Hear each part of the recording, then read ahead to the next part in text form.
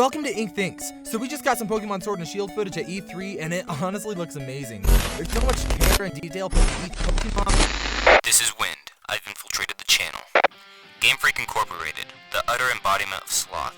We have seen you cutting corners on the games that we love for years. The lazy desires have failed to deliver on the biggest franchise to ever exist. Your lack of care for the franchise leaves us with something that feels stale. That's why we decided to steal those desires and make you produce the Pokemon game we all deserve.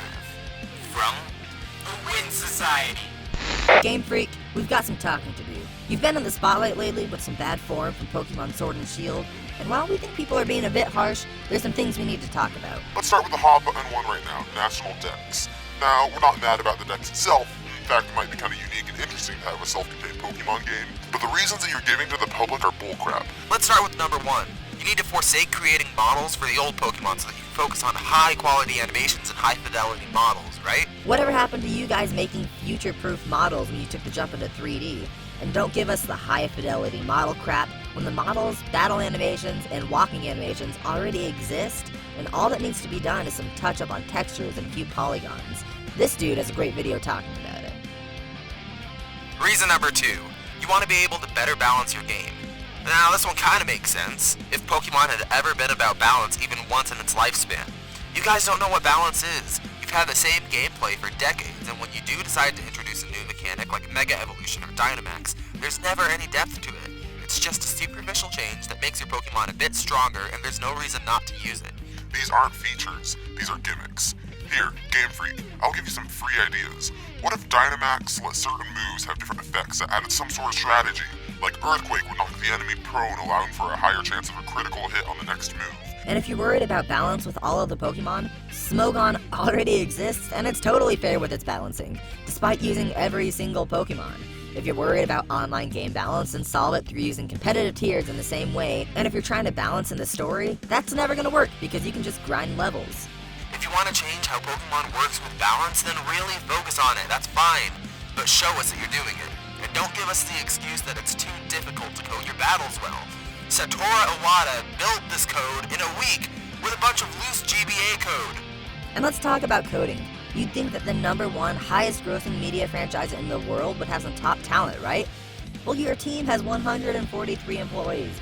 To put that in perspective, Larian Studios, who's making Baldur's Gate 3, started off as an indie company, and when they got the gig for Baldur's Gate 3, they recruited 200 new employees, and now they have more than double what you have. And your team sure makes some weird design choices, like having a different model for each location the NPCs appear, or how about your Dynamax models being entirely new models with a cloud texture on them, rather than referencing the original model and scaling it up. Speaking of weird optimization, why do you have full decryption and encryption around 100 times each time a Pokemon does something? Here's an analogy I like. If you're trying to make a recipe, a normal person would take the book out, open it, and reference it as they go. Game Freak takes the book out, lays it down, reads a step, and then closes it and puts it back on the shelf, and then repeats this process for every single step of the recipe through the entire game.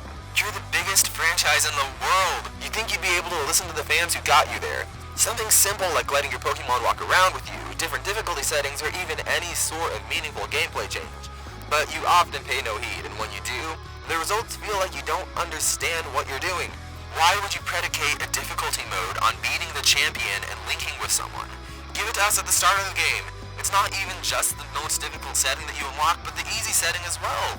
This is just weird. And while you're at it, how about some actual post-game content or an actual story instead of these weird, superficial changes like being able to give your Pokemon an Elvis hairstyle? Honestly, we think people are being a bit too harsh on you guys, Game Freak. You're a small studio trying to build the next installment in the biggest game franchise of all time, but why is that the case?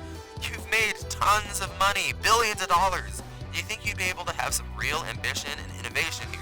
Or even get a team big enough to handle those changes? And what it feels like it comes down to is a lack of ambition.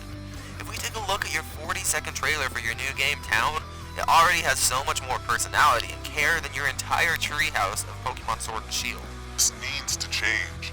We're critical because we believe in you. This franchise has so much potential for greatness, but you need to have the ambition to get there. So to quote one of the greatest innovators of all time, take a look at yourself and then make that change. From the Wind Society.